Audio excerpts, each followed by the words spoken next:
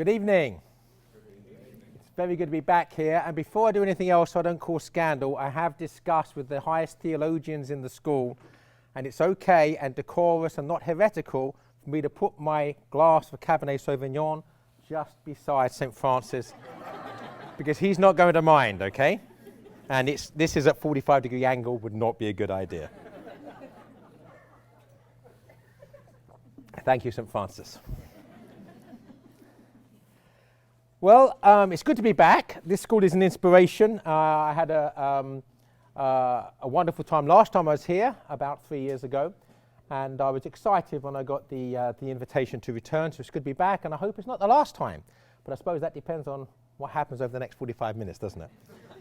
But I want to begin this talk, and I can't remember the exact title of the talk now, but I like the excitement of it, because it wasn't my idea.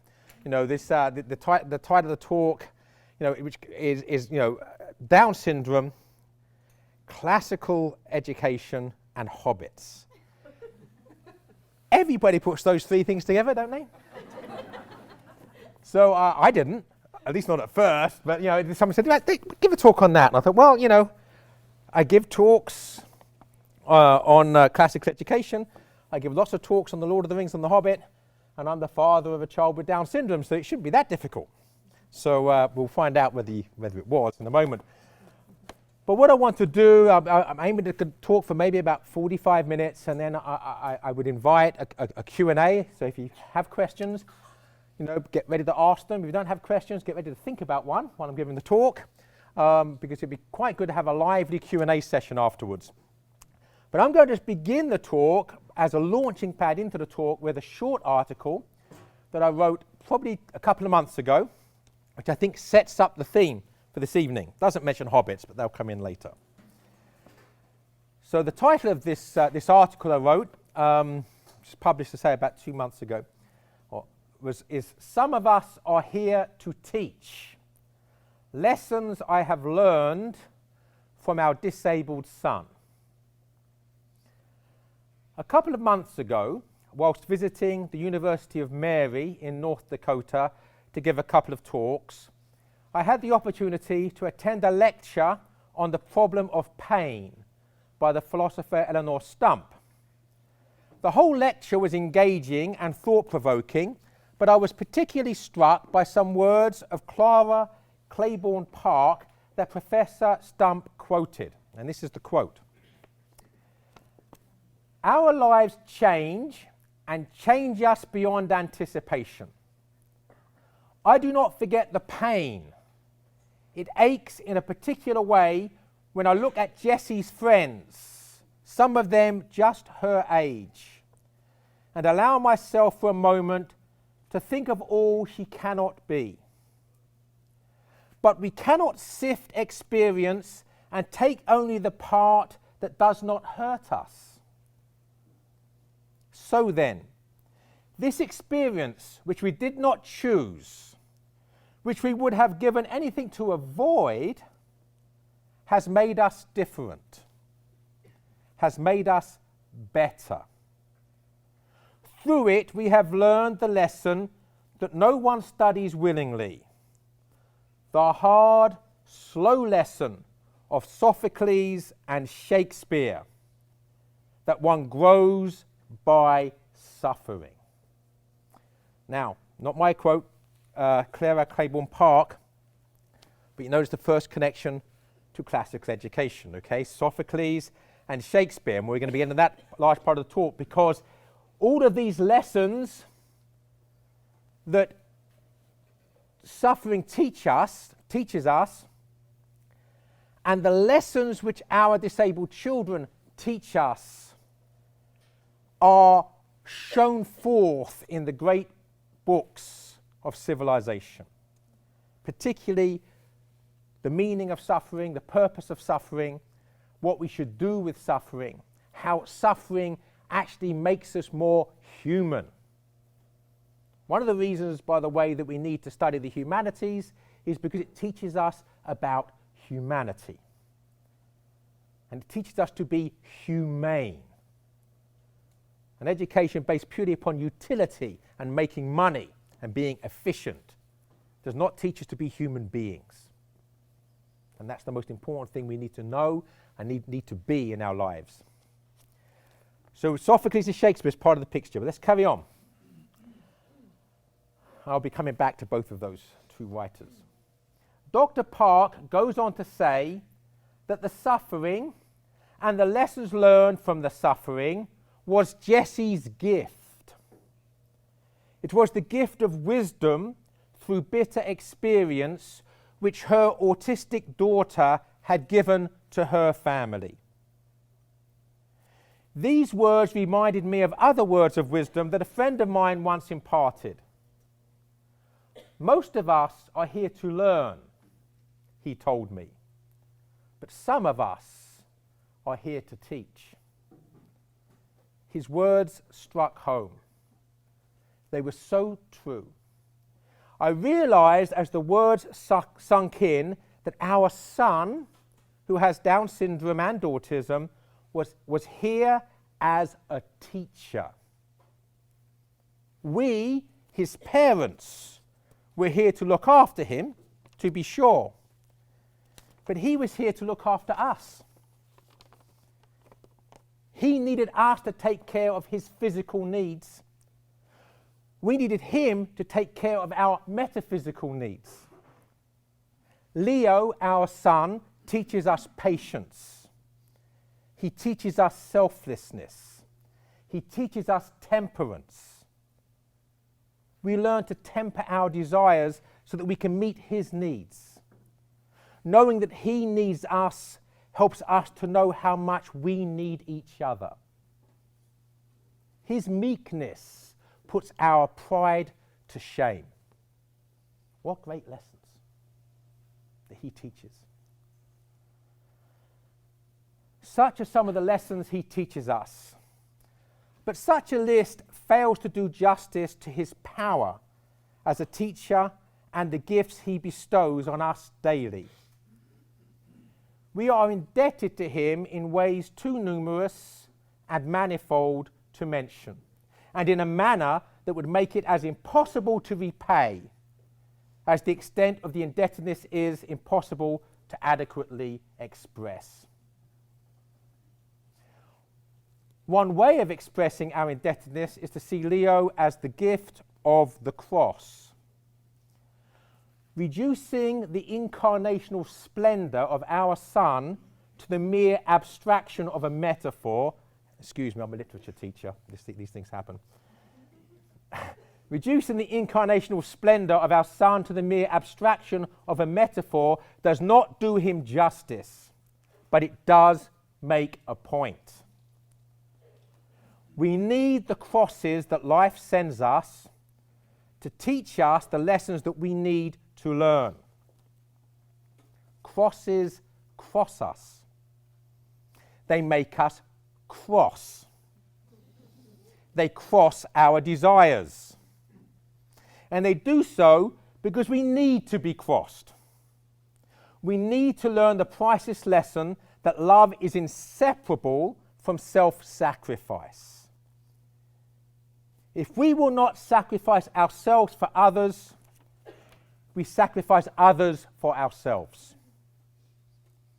If we do not accept the cross, we crucify others. Is there a better or more important lesson than any of us can learn? And what about others, just like Leo, who are sacrificed on the altars of their own parents' selfishness? A documentary shown by the BBC in the UK last month, A World Without Down Syndrome, presented by an actress whose own son has Downs, highlighted the fact that 90% of people in the UK who know their child will be born with Down syndrome will have an abortion. I believe the figure in this country is between 60 and 70%. I read that somewhere fairly recently. And by the way, for what it's worth, that for me is a really objective correlative to how civilized the culture is. That the higher the rate, the imperfect children are destroyed, right? The higher the rate of barbarism in society. So the USA is not as barbarous as the UK, is what that means. And I speak as an Englishman. It hurts. It hurts. In fact, I need a drink.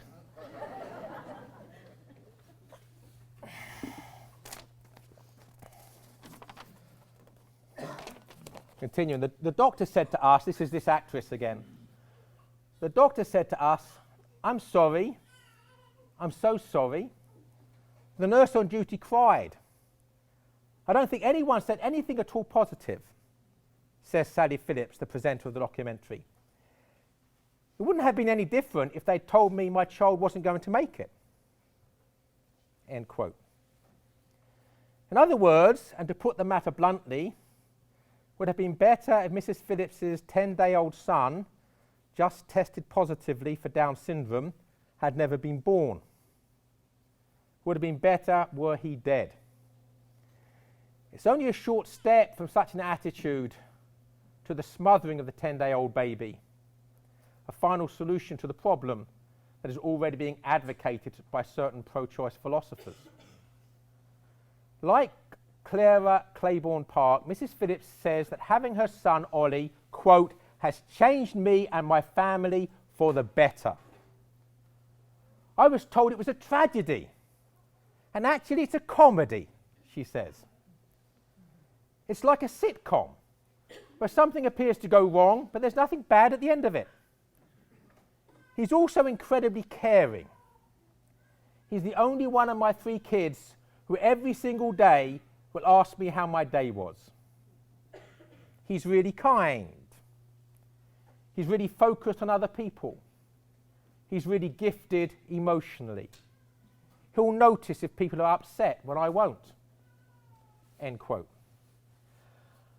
Some critics were bemused that the BBC had produced such a, quote, surprisingly pro-life, end quote, documentary. And a reviewer in the UK's Guardian complained that Mrs. Phillips was, quote, biased, unquote, because she had a child with Downs and therefore couldn't judge the issue objectively.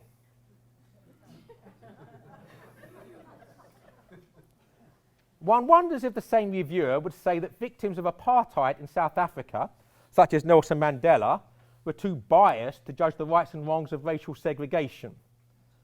Or a more accurate parallel scenario, considering that we are talking of those who make sacrifices to preserve the lives of others, whether Oskar Schindler was too biased against the Nazi solution of systematically exterminating undesirable people to judge the rights and wrongs of the Holocaust.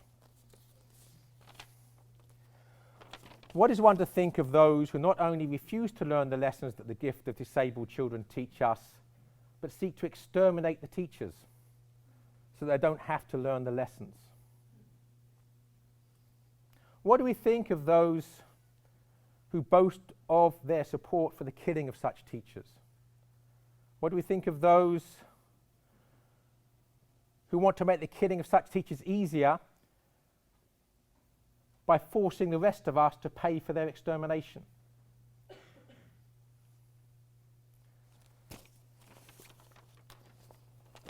Okay, that's the article. That's the launching pad, if you like, for what I want to talk about.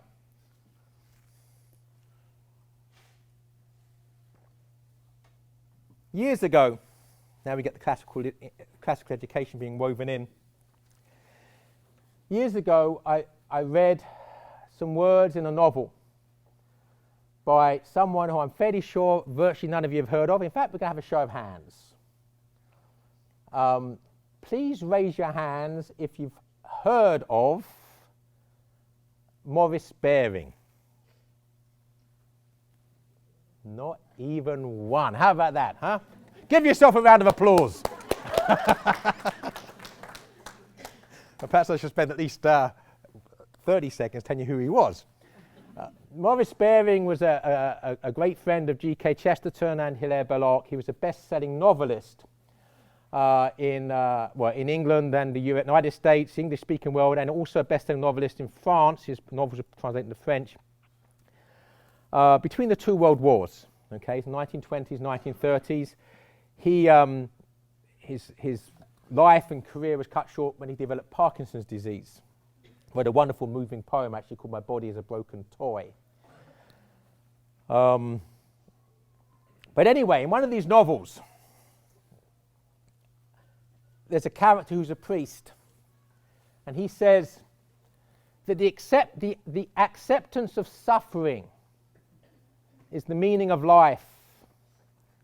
When you understand that, you will understand everything. Now, for many years, I took that as my own personal motto. Yeah, that's true. That is the key to life. And then fairly recently, I realized it's not enough. That to actually grow in holiness is more than mere acceptance of suffering. I wrote a book. That's the first of many commercials, by the way, for the book table at the back there, which you need to look at on the way out. And just so you do know, by the way, that where buying my books is concerned, the cardinal virtues of prudence and temperance are overrated. All right. Anyway, you only can look, right? I've got a wife and children, and you can tell by me that they must be starving. I mean, come on, emaciated kids back home. But I read a book, I don't even know if it's one of the ones up there, on Father Ho Lung and the Missionaries of the Poor. I don't know if any of you have heard of that religious order based out of Jamaica. But their motto is joyful service with Christ on the cross.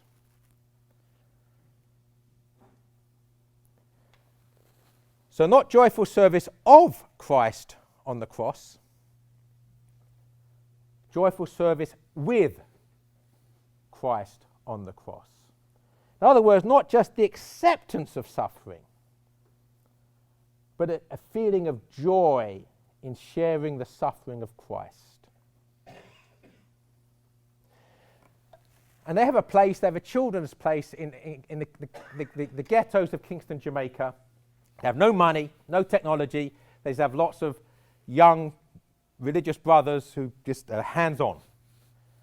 And there's this children's place. They have places for people dying of AIDS and for the elderly and the homeless. But this place is for sick children. And when I went there, I was doing research for the book, and I crossed the threshold. It's called Bethlehem. I crossed the threshold, and I was hit by the stench of urine. It stunk. The place stunk. And I looked in there, and it was just a menagerie of human suffering. Children, various different types of malformed bodies, mental and physical handicap. And I froze. And I thought, I don't know what I'm doing here. I'm just not prepared for this. And I looked down into a crib, and there was a girl in the crib. Hard to know how old she was. I'm guessing 8. And she had very deformed limbs. But as I looked down at her, she looked up at me. She looked me in the eye, and she laughed.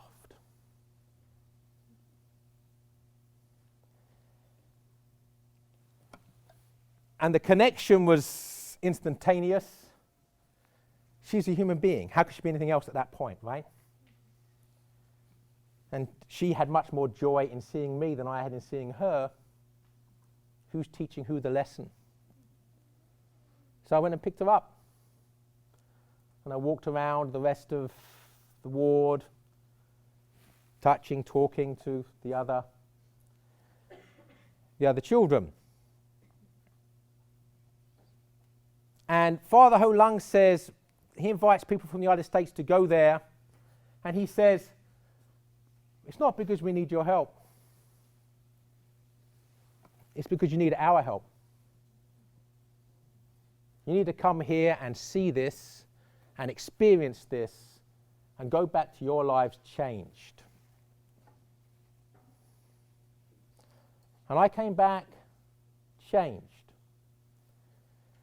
And everybody who goes there comes back changed. And as regards suffering, all of us on Golgotha.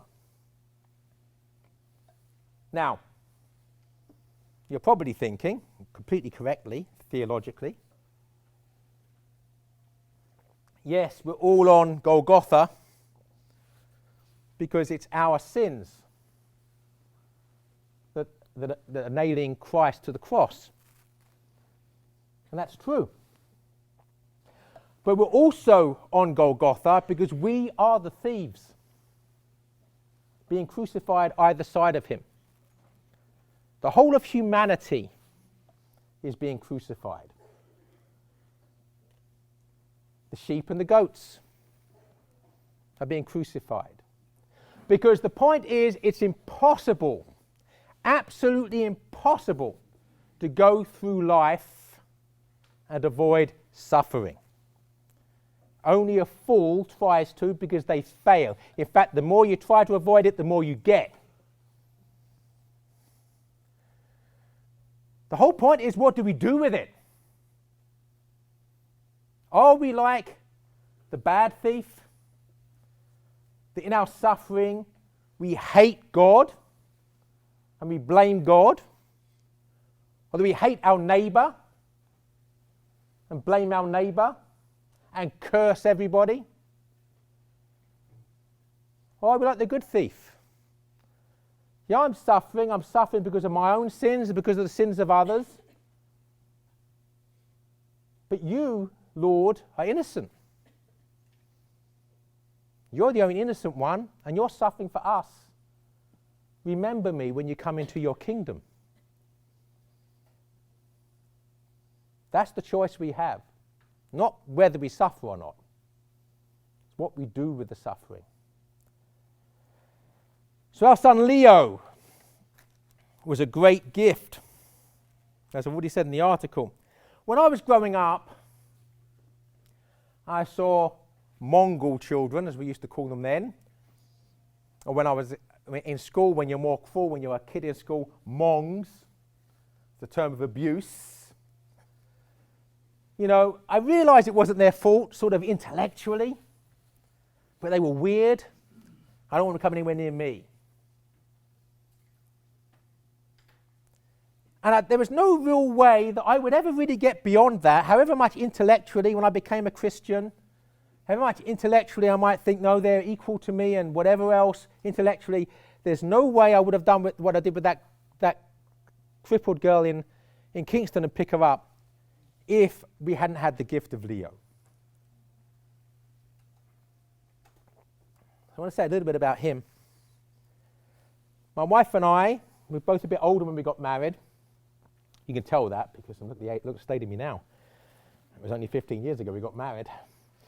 And during the pregnancy, Leo was our firstborn, we refused to have any of the tests to find out whether he had trisomy 21. But why? I mean, what would be the purpose? And we're not going to kill the baby. So all it's going to do is, if we find out that he does, it's just going to sort of spoil these 9 months of joy and expectation and celebration and sort of taint it in some way and put an element of sorrow over it. No, we'll just take the surprise. And then Leo's born, and before Susanna, my wife, saw him, you know, I saw him, I was there at birth. I could tell straight away he had Downs. And I said out loud, so be it. And it wasn't me. In other words, that there was a miraculous infusion of grace that allowed me to completely accept and embrace. So again, not just accept and embrace the gift we've been given. And then, as is often the case with children with Downs, he had a heart defect. And the heart specialist said that in about a year, bring him back when he's about a year old, and we'll see whether he still has the murmur. And if he does, he'll probably have to have heart surgery. So my wife, who's a much better Christian than I am, says, well, let's pray a rosary novena. Now, I said, okay, well, can't do any harm.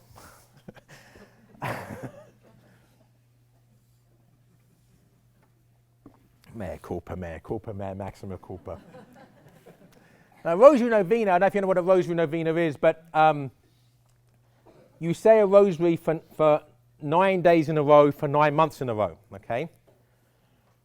So it's not just a novena. That's part of me. So I thought, okay, that's a lot of rosaries, 9 nines, 81. I'm doing my time. 81 rosaries. So we're doing this rosary, and then in the last month, or maybe the month before, but anyway, Leo's heart appointment was scheduled for the day after the rosary novena ended. And we timed the rosary novena so it ended on the feast of St. Philip Neri. And my wife has a great devotion to Philip Neri because I don't know if you know the story, but when he died, they discovered he had cracked ribs because his heart was so enlarged because of his love of God. So Susanna says, he's the person to pray for heart problems. So the appointment is the day after the feast of St. Philip Neri, day after we finish the rosary novena. And we go there, and there's the heart specialist and a student, doctor or student. And I can't remember who went first now, but no, they both listened and they both agreed that there was still the murmur in the heart. So there's me thinking, well, that's 81 rosaries was a bit of a waste of time, wasn't it? A waste of effort that was. I don't know if I was quite that bad, but I was that sort of way. Where Susanna said, could we have an ECG, please? And the doctor looked at her and said, well, it's two separate people just said it. Why would you want an ECG? So, no, I just like an ECG. So they wired Leo up and no heart problem. So Susanna then, who never misses an opportunity to evangelize, told the doctor, well, we just prayed a rosary novena, and this is the answer to our prayers. And this heart specialist said, well, we could do all the help we can get, jokingly. And I was thinking, not very charitably, you didn't do anything. Right? I mean, there's only two possibilities here, right? Either he got it wrong, right? Or he got it right, and in the 15 minutes between his diagnosis and ECG, there was a miracle. There are only two logical possibilities, right? So either way, he did nothing. I didn't tell him that.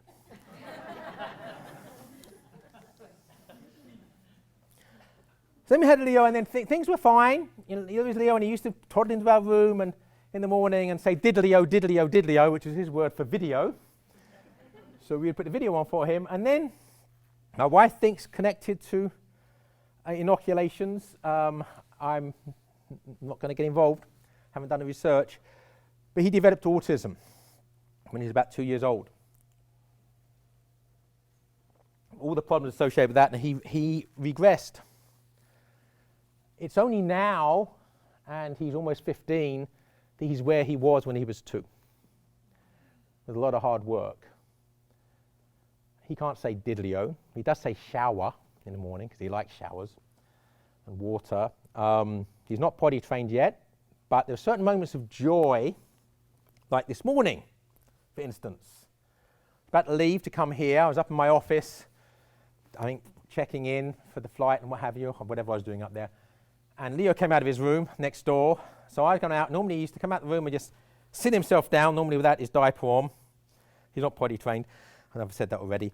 And Rhett came out and couldn't see him. And he came out, taking his diaper off and went straight to the toilet and was going to the toilet. And this is, for us, major breakthroughs. And great source of joy. Unfortunately, I normally get up with him in the morning, but I had to wake Susanna up because I had to leave to come here. But I heard from our daughter, they both got back to sleep, so that's good. So a little bit about Leo there, and I want to just talk about one other moment, just because it plays into this whole subject of suffering.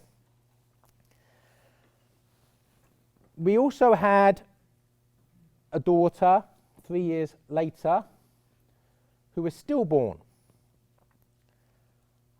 Giovanna Paulina, after both St. John Paul the Great and St. Gianna Beretta-Molla.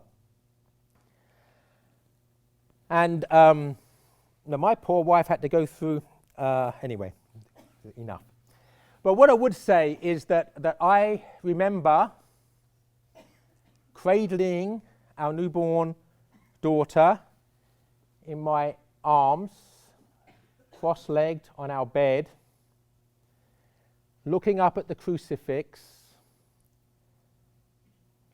And it's the only time in my life, before or since, when I felt myself being lifted up onto the cross with Christ. In other words, not that I'm looking up the crucifix knowing that I put him there, but he was embracing me. Suffering. But did it have to be this way? That's a good question, isn't it? The problem of pain, the problem of suffering. Did it have to be this way? Well, quite clearly, regardless of what we might have been if we hadn't fallen, we are so selfish. It's only suffering that brings us to our senses. Suffering is the teacher. But still the question could be asked, and perhaps should be asked. Let's not hide from the difficult questions. If God is love, why does love hurt? It hurt him, of course. Love is the freedom to give ourselves to another. Let's think about that. That's the definition of love. Love is the freedom to give ourselves to another. God could have made us robots, slaves of instinct, not possessing free will, not having to make choices between right and wrong. We could always robotically do the right thing all the time. Not that there would be any merit in that, because we'd have no choice about it. It wouldn't be virtuous. It'd be right. Or he can give us freedom. And for God, there's no past. For God, there's no future. When we talk of God's omnipresence, we normally think that means God's present everywhere. You know, he's under the podium. He's in this glass of wine. Not quite. It's a good glass of wine, though. That wasn't a complaint about the wine, by the way. It's just, you know. He's everywhere, okay? Everywhere you look. But that's only, if you like, part of it, and not even the most important part. The most important meaning of God's omnipresence is that everything is present to God. In other words, when he chooses, not chose, when he chooses to love us into being, he knows the price that he pays. In other words, God himself chooses the cross.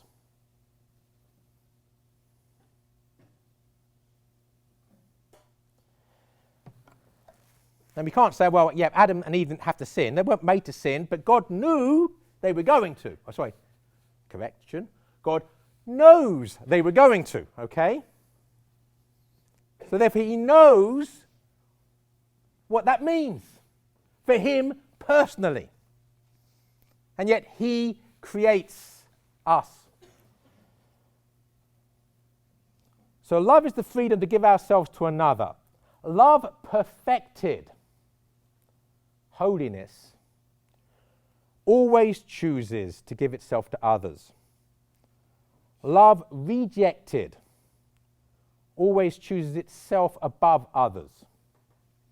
That's what pride is. Love rejected is hell.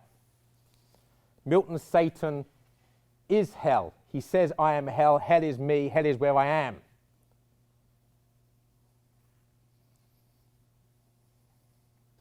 So let's go through some of this very quickly in classical education about the humanities before we get to the conclusion of the talk. Throughout the whole of civilization, the great works of literature have always taught the memento mori, the Latin, the reminder of death. And in Christian civilization, the memento mori, the reminder of death, always pointed to the four last things, which is first of all death itself, and then judgment, and then heaven, and then hell. Because none of us are going to escape those four last things: death, judgment, heaven, or hell. So let's go back to the pagan times. I have a lot of time for the pagans. St. Francis, I salute you. Bacchus, I salute you. I'm glad you're laughing and not stoning me. But take Homer. I'm teaching a class for Homeschool Connections at the moment on Homer's Odyssey. Odysseus in the Odyssey is an everyman figure. He represents all of us. We're all there with him, because what is life? Life is a journey. We talk about a life journey for a reason. And that life journey always ends in one of two places: heaven or hell. So the purpose of life is also a quest. First little reference to the Hobbit. Life is a quest, the purpose of which, the goal of which, is to get to heaven. If at the end of your life's journey you are not there, you are quite literally a miserable loser. So Homer shows us in the journey of Odysseus how Odysseus begins, at the beginning of the story, as one who rapes and pillages with his men and gets drunk, who learns through suffering and the acceptance of suffering and the sacrifice necessary for love to earn the right to return home to his chaste and beautiful wife Penelope, including such sacrifices. For instance, he's been away from home for nearly 20 years, right? He hasn't seen his wife for 20 years. She's getting older, right? He's got a child who was an infant when he left, who's now in his late teens or what have you. Doesn't know him. He's offered immortality by a beautiful goddess. You can live with me forever. And we could probably safely believe that the goddess is more beautiful than Penelope, because she's a goddess, right? That would sort of figure. And she's young, and she's always going to be young. Whereas Penelope's already middle-aged, right? And she's going to get older. And he doesn't even know for certain she's still alive. And he's offered immortality with this beautiful goddess.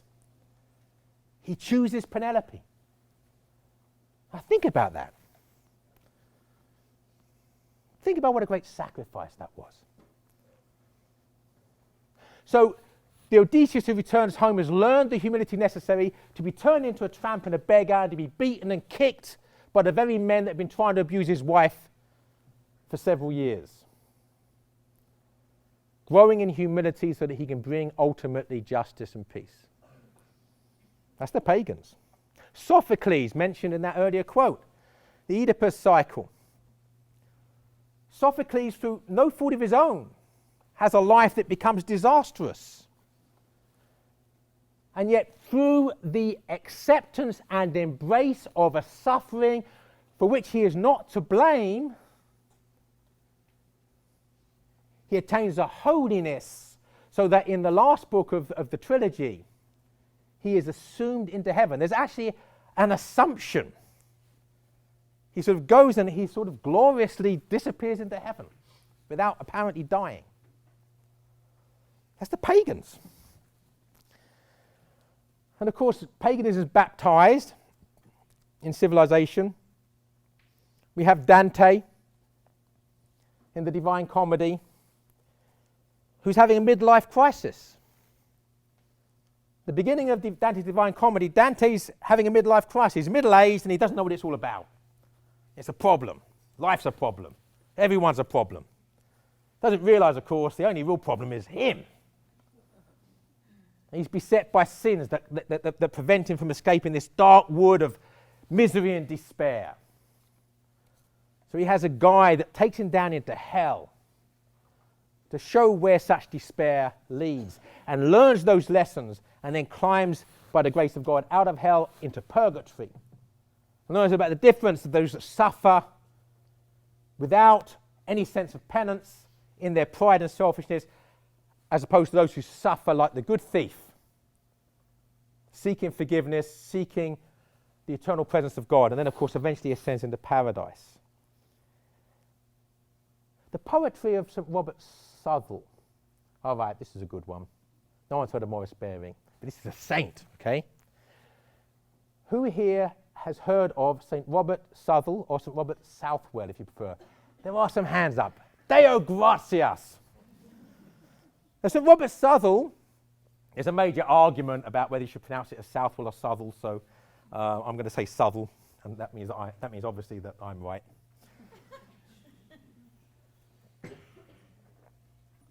He was a Jesuit in England under Queen Elizabeth and was hanged, drawn and quartered just for being a priest in Elizabethan England.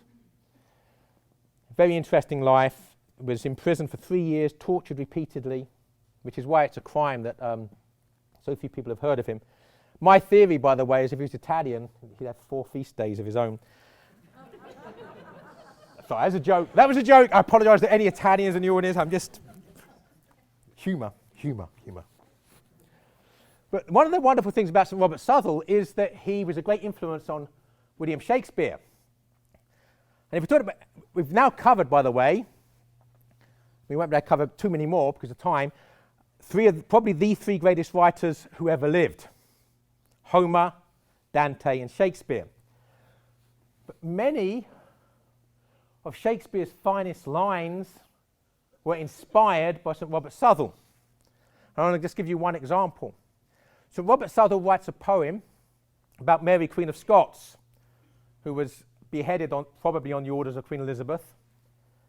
Many Catholics believe her to be the true queen and Elizabeth to be the usurper. That's probably why she had her head cut off, get rid of that rival. But St. Robert Southwell writes this wonderful poem. It's called Decease, Release. But the whole imagery of this poem is that in her dying, she will be like God's spice. In being crushed, that the aroma of her crushed presence will rise to heaven like prayers of incense. So the suffering, the crushing of her, the martyrdom of her will be God's spice. And of course, what's very powerful is that St. Robert Southwell writes that in the first person, so I, so it's Mary, Queen of Scots speaking, but he will himself, of course, be crushed, will be hanged, drawn and quartered, a very grisly way of dying. I won't tell you how that entailed, look it up, not just after you've eaten. Not a good way to die, slow, horrible, grisly. So it's very powerful. So Shakespeare alludes to St. Robert Southwell in many of his plays. In King Lear, one of the most powerful speeches in all of Shakespeare's canon is a speech King Lear says when King Lear says towards the end of the play to his daughter Cordelia, with who he's been reunited, the suffering daughter, the one who chooses suffering. He said, "Let's away to prison, where we can become God's spies." Now, Shakespeare loves puns. What were the Jesuits in England? God's spies, because they had to go around in plain clothes, because if they were caught, they were tortured and put to death. They were God's spies that when caught became God's spice. So in these great works of literature, we see suffering. A Christmas Carol, you all know A Christmas Carol. Even if you haven't read the book by Charles Dickens, you've seen one or other of the film dramatizations. Wonderful depiction, of course, of the invalid child, Tiny Tim, who's dismissed by Scrooge at the beginning as part of the surplus population who should conveniently die. And of course, the whole of that book is about his conversion, where Tiny Tim becomes the object of his love, and doing everything he can to help the invalid child. Could carry on here forever with the literature part of it, the classical education part of it. I've got to get to the Hobbit at some point.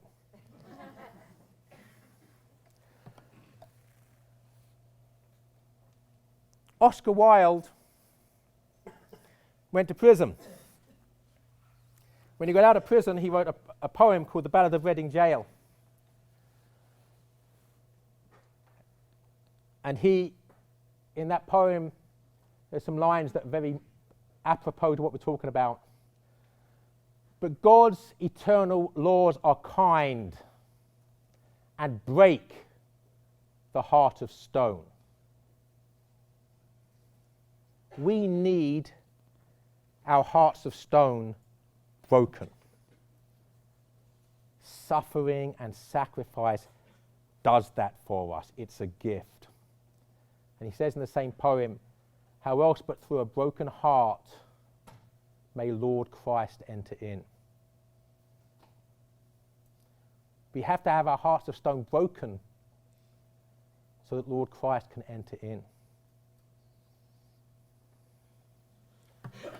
There's also a book. Have any of you read Daniel O'Connell's novel, The Violent Bear It Away? Okay, 2 or 3 or 4 of you. That for children, for parents of children with Down syndrome, read it by all means, but you will find it very, very painful to do so. Because in that novel, there's a character who clearly has Down syndrome. And the whole novel is about how people respond to him. And it's heart-wrenching. So Hobbits, let's finish with Hobbits. All good things finish with Hobbits.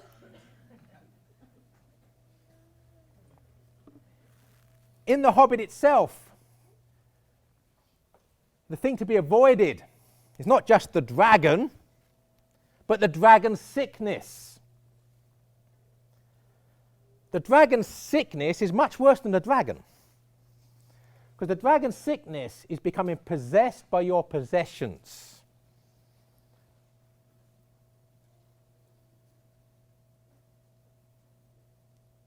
So that worldly things become more important than heavenly things. You yourself become more important than other people. You become self-centered and obsessed with the things that you possess.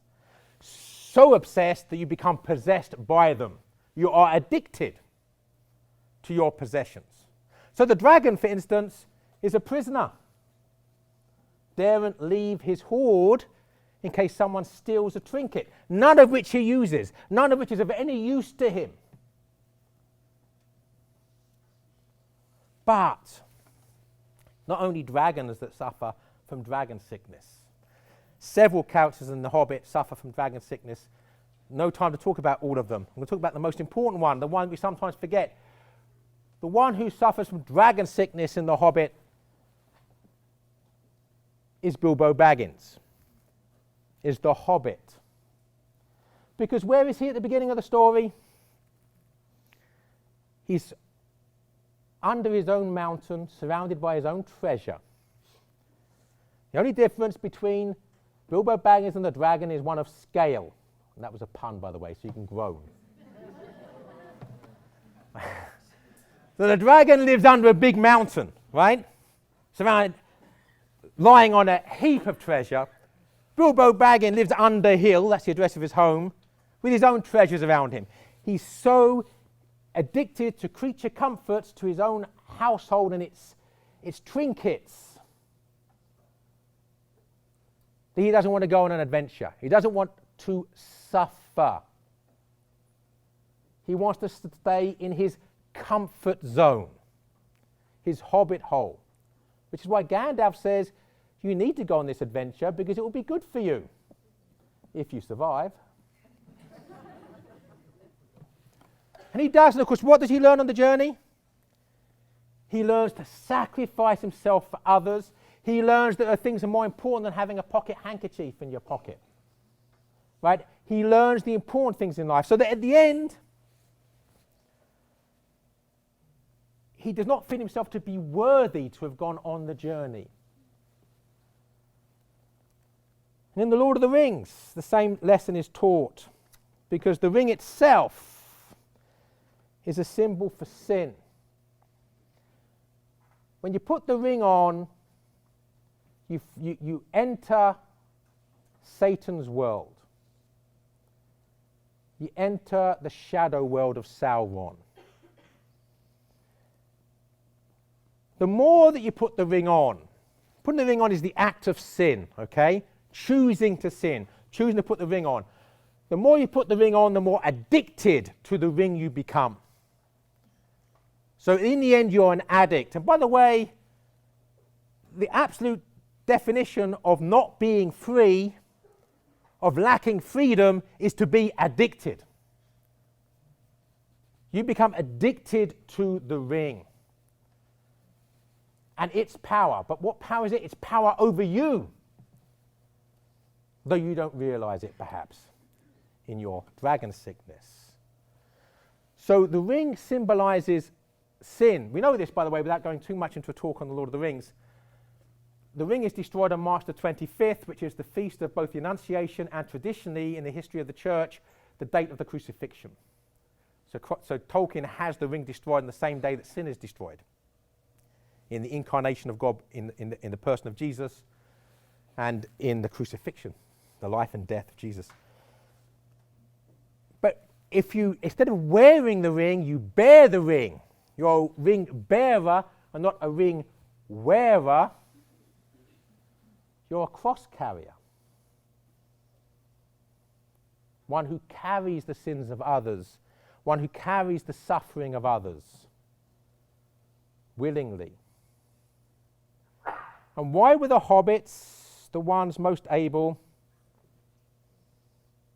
to bear the ring? Because they were small, they had no power, they were insignificant, so insignificant that Sauron didn't even know that they existed.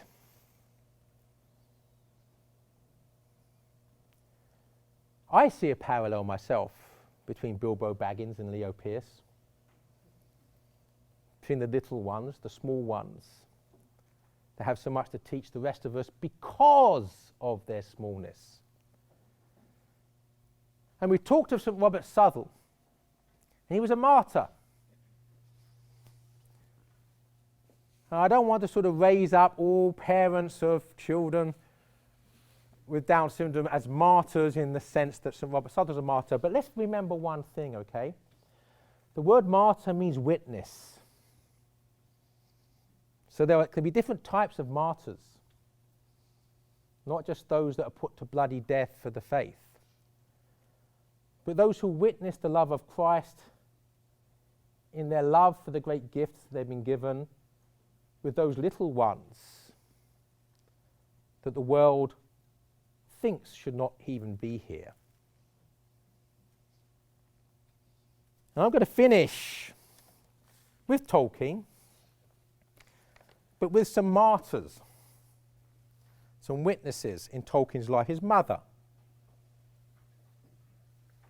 And then with what Tolkien says about the Blessed Sacrament, and that will be the end of the talk. But again, I'm happy to take as many questions as you like. 2 letters from Tolkien.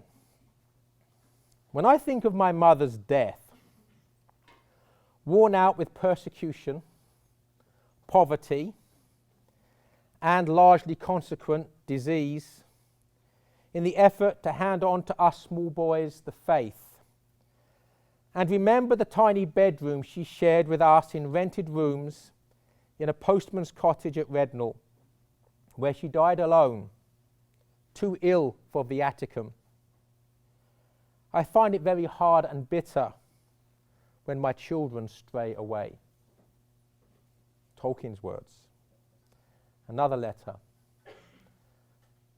My own dear mother was a martyr indeed. And it was not to everybody that God grants so easy a way to his great gifts, as he did to Hilary and myself, giving us a mother who killed herself with labour and trouble to ensure us keeping the faith. This is a man who understands suffering. And this is a man who understands suffering in relation to his relationship to the Blessed Sacrament. So I'm going to finish with what he says about the Blessed Sacrament, which puts everything else I've just said into true perspective. Out of the darkness of my life, so much frustrated, I put before you the one great thing to love on earth, the Blessed Sacrament. There you will find romance, glory, honor, fidelity, and the true way of all your loves on earth. And more than that, death. By the divine paradox, that which ends life and demands the surrender of all, and yet by the taste or foretaste of which alone can what you seek in your earthly relationships, love, faithfulness, joy, be maintained, or take on that complexion of reality, of eternal endurance, which every man's heart desires. Thank you.